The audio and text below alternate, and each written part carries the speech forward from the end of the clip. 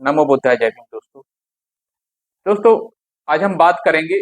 एक शायद हो सकता है आपने सुना हो नाम, और वो नाम है नवयान। नवयान क्या है? ये बौद्ध धर्म का ही एक नया सबसे नवीनतम ये उसकी शाखा है, जो भगवान बुद्ध के धम्म से ही में इसकी जड़ें हैं। और इसको प्रतिपादित किया था डॉक्टर भीमराव अंबेडकर। ये जो शाखा है, ये हीनयान और महायान। हीनयान एक ऐसी परंपरा जिसमें साधक को बहुत अधिक कठिन नियमों का पालन करना होता था। उसके बाद महायान आई। महायान में जो कठोर नियम थे उनमें जो है ढील दिए गए, और उसका परिणाम यह हुआ आडंबरों की भरमार होती चली गई। तो उन्हीं सब आडंबरों को दूर करके, और जो हीनयान जो भारत है वो भी महायान का ही पालन करने वाला है। और हीनयान ऐसा नहीं है कोई भी देश जहाँ पे पूरी तरह से हीनयान हो या फिर पूरी तरह से महायान हो। सभी जगह हीनयान भी है और महायान भी। हीनयान का सबसे अधिक पालन करने वाला देश है श्रीलंका, जो भारत का पड़ोसी देश है। तो बाबा साहब अम्बेडकर ने इनमें काफी जो बुराइयां आ चुकी थी इन धर्मों में, इन दोनों शाखाओं में, उनको दूर करके अपना नया धर्म प्रतिपादित किया। नई शाखा प्रतिपादित की, बल्कि उसे शाखा कहेंगे, धर्म नहीं कहेंगे। और उसका नाम बाबा साहब ने नहीं दिया, ये बाद में बाबा साहब के अनुयायियों ने उसका नाम दिया नवयान। नवयान नवयान क्या है? नवयान का देवनागरी नाम है नया वाहन। और ये बी आर अम्बेडकर द्वारा बौद्ध धर्म की पुनर्व्याख्या को दर्शाता। अम्बेडकर का जन्म भारत के औपनिवेशिक युग के दौरान एक दलित अछूत परिवार में हुआ था। उन्होंने विदेश में अध्ययन किया, एक दलित नेता बने और 1935 में हिंदू धर्म से बौद्ध धर्म में परिवर्तित होने की घोषणा की। इसके बाद अम्बेडकर ने बौद्ध धर्म के ग्रंथों का अध्ययन किया। इसके कई मूल विश्वासों और सिद्धांतों जैसे चार आर्य सत्य, अनात्म और त्रुटिपूर्ण और निराशावादी पाया। इनकी पुनर्व्याख्या की और इसे बौद्ध धर्म का नया वाहन कहा गया। इसे नवयान के रूप में जाना जाता है, जिसे अम्बेडकर ने पहले नाम भीमराव के बाद भीमयान के रूप में जाना जाता है। अम्बेडकर ने 13 अक्टूबर 1956 को एक प्रेस कॉन्फ्रेंस आयोजित की थी। भारत के दलित बौद्ध आंदोलन में नवयान को बौद्ध धर्म की एक नई शाखा माना जाता है, जो थेरवाद यानी कि हीनयान, महायान और वज्रयान की पारंपरिक रूप से मान्यता प्राप्त शाखाओं से अलग है। नवयान भिक्षु और मठवाद का त्याग करती है। कर्म, पुनर्जन्म, संसार, ध्यान, ज्ञान और चार आर्य सत्य जैसे प्रथाओं और उपदेशों को अस्वीकार करता है, जिन्हें बौद्ध धर्म परंपराओं में आधारभूत माना जाता था। यह बौद्ध धर्म की मौलिक रूप से पुनर्व्याख्या करता है। मूल बुद्ध शिक्षा को वर्ग संघर्ष और सामाजिक समानता के बारे में संशोधित करता है।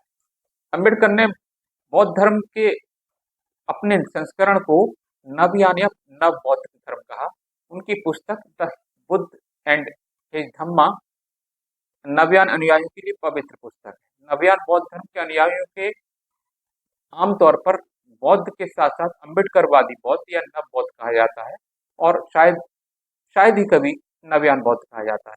1935 में महात्मा गांधी से मतभेद के दौरान अम्बेडकर ने हिंदू धर्म से बौद्ध धर्म अपनाने की अपनी मंशा जाहिर कर दी। अगले 2 दशकों में अम्बेडकर ने बौद्ध धर्म के ग्रंथों का अध्ययन किया और निष्कर्ष निकाला कि मुख्य धारा के थेरवाद और महायान बौद्ध धर्म के कई मूल विश्वास और सिद्धांत त्रुटिपूर्ण, निराशावादी और बुद्ध की शिक्षाओं का भ्रष्टाचार थे।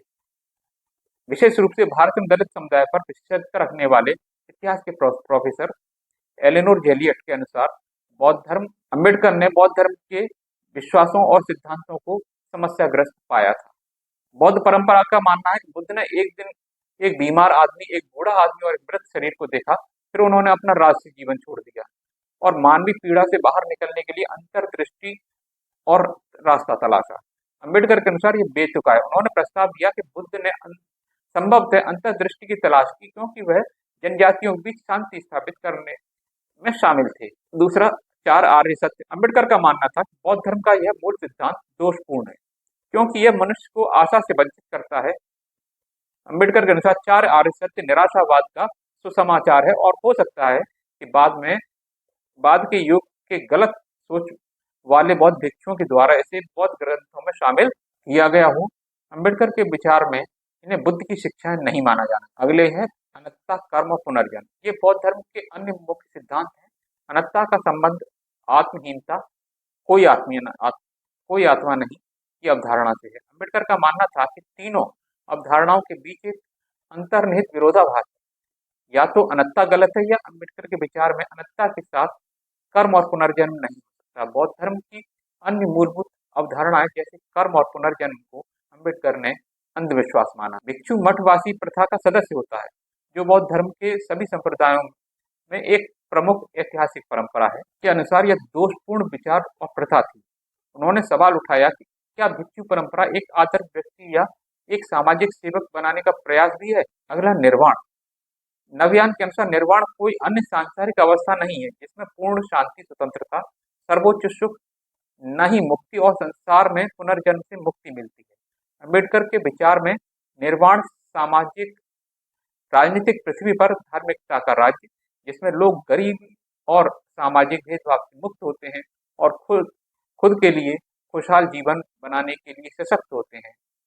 डेमियन कीवन और चार्ल्स फ्रीबिश कहते हैं, 14 अक्टूबर 1956 को नागपुर में सामूहिक धर्मांतरण के दौरान भाषण देते हुए अम्बेडकर ने अपने मन में ऐसे मुद्दों को संबोधित करने के लिए बौद्ध धर्म की पुनर्व्याख्या की और बौद्ध धर्म की पारंपरिक शिक्षाओं को नव्यान नामक एक नए वाहन में फिर से तैयार किया। यशवंत सुमंत कहते हैं कि अम्बेडकर द्वारा प्रतिपादित नव्यान धम्म सिद्धांत नैतिकता को पारलौकिक क्षेत्र में नहीं रखता है, न ही राज्य सहित किसी नागरिक संघ में धम्म सामाजिक विवेक के लिए मार्गदर्शक सिद्धांत से लिया गया है। नव्यान बौद्ध धर्म की शुरुआत 1956 में जब हुई, बी.आर. अम्बेडकर ने इसे अपनाया और 14 और 15 अक्टूबर 1956 को 3,80,000 दलित समुदाय के सदस्यों ने हिंदू धर्म से नव्यान धर्म अपना लिया। उसके बाद हर साल 14 अक्टूबर को दीक्षा भूमि नागपुर में धम्म चक्र प्रवर्तन दिवस के रूप में मनाया जाता है। उनकी मैं बुद्ध की शिक्षाओं को स्वीकार करूंगा, उनका पालन करूंगा। मैं अपने लोगों को हीनयान और महायान दो धार्मिक संप्रदायों के अलग अलग मतों से दूर रखूंगा। हमारा बौद्ध धर्म एक नव बौद्ध धर्म है, नवयान है। बाबा साहब अम्बेडकर 13 अक्टूबर 1956 को शाम को होटल नागपुर में प्रेस में साक्षात्कार में ये बात कही। अम्बेडकर के लेखन को मरणोपरांत द बुद्धा एंड हिज धम्मा के रूप में प्रकाशित किया गया और यह उन लोगों के लिए नवग्रंथ है जो नव्यान बौद्ध धर्म को पालन करते हैं। केवल केवन और प्रीबिश कहते हैं कि नव्यान अनुयायियों के बीच से अक्सर उनकी बाइबल कहा जाता है और बौद्ध पथ की नई व्याख्या आमतौर पर इस विषय पर उनके ज्ञान का एकमात्र स्रोत बनी। नव्यान परंपरा के इस धर्म ग्रंथ में त्याग और मठवासी जीवन या कर्म या पुनर्जन्म या ज्ञान या निर्वाण या अस्तित्व के क्षेत्र या चार आर्य सत्य बौद्ध धर्म की प्रमुख परंपराओं में माने पाए जाने वाले विचारों के सिद्धांत नहीं है। पाठ बुद्ध को एक सामाजिक सशक्तिकरण ढांचे की शिक्षा के रूप में प्रस्तुत करता है। नव्यान पर अम्बेडकर के पाठ में कहा गया है कि यही वह था जो सच्चे बुद्ध ने सिखाया था। डॉक्टर अम्बेडकर को नव्यान अनुयायियों के बीच में बोधिसत्व मैत्रेय के रूप में माना जाता है। जिम डिस्ट्रिक्ट कहते हैं कि व्यवहार में नव्यान अनुयायी अम्बेडकर को बुद्ध के बराबर मानते हैं। उन्हें ऐसा व्यक्ति माना जाता है जिसके बारे में भविष्यवाणी की गई थी कि वह प्रकट होगा और धम्म को भुला दिए जाने के बाद सिखाएगा। उनकी प्रतिमा नव्यान तीर्थ स्थलों का हिस्सा है और उन्हें एक प्रभा मंडल के साथ दिखाया जाता है। हालांकि अम्बेडकर ने नव्यान को नास्तिक बताया है, लेकिन नव्यान विहारों और तीर्थ स्थलों में बुद्ध और अम्बेडकर की छवियां हैं और अनुयायी व्यवहार में उनके सामने झुकते हैं और प्रार्थना करते हैं। व्यवहार के अनुसार नव्यान के अनुयायियों के लिए अम्बेडकर एक देवता बन गए। अम्बेडकर द्वारा बौद्ध धर्म की पुनर्व्याख्या और नव्यान के और उनके सूत्रीकरण के ने प्रशंसकों और आलोचकों को आकर्षित किया है। एलेनोर और जिलियट के अनुसार नव्यान सिद्धांत बौद्ध धर्म के मूल सिद्धांतों को फिर से प्रस्तुत करते हैं, जिसमें अम्बेडकर का सामाजिक जोर पारंपरिक और प्रामाणिक बौद्ध धर्म के लिए मौलिक कुछ शिक्षाओं को बहिष्कृत या विकृत करना है। एनी ब्लैकबर्न का कहना है कि अम्बेडकर ने बौद्ध धर्म की मूल अवधारणाओं की पुनर्व्याख्या वर्ग संघर्ष के संदर्भ में की, जहां निर्वाण आध्यात्मिक खोज का लक्ष्य और अंत नहीं है, बल्कि असमानता के खिलाफ सामाजिक कार्रवाई की तैयारी है। बुद्ध की इस शिक्षा को जो हर चीज दुख या असंतोष से जुड़ी है, अम्बेडकर ने विशेष रूप से पारंपरिक पारस्परिक संबंधों के संदर्भ में समझा। एक उदाहरण में अम्बेडकर एक संवाद प्रस्तुत करते हैं, जिसमें बुद्ध सिखाते हैं कि दुख का मूल वर्ग संघर्ष है, और कहीं और जोर देते हैं बुद्ध की दुख की अवधारणा भौतिक है, निब्बान जिसे निर्वाण कहा जाता है संस्कृत में, यह वह अवस्था है या प्रक्रिया है जो ज्ञानोदय का वर्णन करती है, जिसे अम्बेडकर दुनिया में नैतिक कार्रवाई का अग्रदूत मानते हैं और स्पष्ट रूप से एक गैर मठवासी जीवन शैली से जुड़ा हुआ है। निब्बान का अर्थ है वासना पर इतना नियंत्रण कि व्यक्ति धार्मिकता के मार्ग पर चल सके। दुख और निब्बान की अम्बेडकर की व्याख्या का तात्पर्य है नैतिक कार्रवाई जिसके लिए निब्बान तैयारी है, असमानता के भौतिक दुख को दूर करेगी। दोस्तों, काफी कुछ जाना नव्यान के बारे में। अब जरा भारत में इनकी स्थिति क्या है वो जरा जान लेते हैं। भारत की 2011 की जनगणना के अनुसार भारत में 8.4 मिलियन बौद्ध हैं। नव्यान बौद्ध भारतीय बौद्ध समुदाय का लगभग 87% है, जो लगभग 7.3 मिलियन है। और भारत में सभी नव्यान बौद्धों में से 90% यानी कि 6.5 मिलियन महाराष्ट्र राज्य में रहते हैं। जनगणना के आंकड़ों पर 2017 की indiaspend.com रिपोर्ट कहती है कि बौद्धों की साक्षरता दर 81.29% है, जो राष्ट्रीय औसत 72.98% से अधिक है। लेकिन यह नव्यान बौद्धों को अन्य बौद्धों से अलग नहीं करता। महाराष्ट्र राज्य की समग्र साक्षरता दर की तुलना में जहां 80% बौद्ध पाए जाते हैं, उनकी साक्षरता दर 83.17% है और राज्यव्यापी औसत 82.34 से थोड़ी अधिक। और इनमें समारोह कौन से मनाए जाते हैं, त्योहार कौन से मनाए जाते हैं, वो है अम्बेडकर जयंती, धम्म चक्र प्रवर्तन दिवस और बुद्ध का जन्मदिन। नव्यान बौद्धों के 3 यही प्रमुख त्योहार। तो दोस्तों, बाबा साहब अम्बेडकर ने नव्यान का प्रतिपादन किया, शुरुआत की, और वो आज हमारे सामने है। और एक चीज बता दूं दोस्तों, नव्यान बौद्ध धर्म के अनुयायियों की जो साक्षरता दर है वो किसी अन्य धर्म की अनुयायी लोगों की साक्षरता दर से कहीं अधिक है।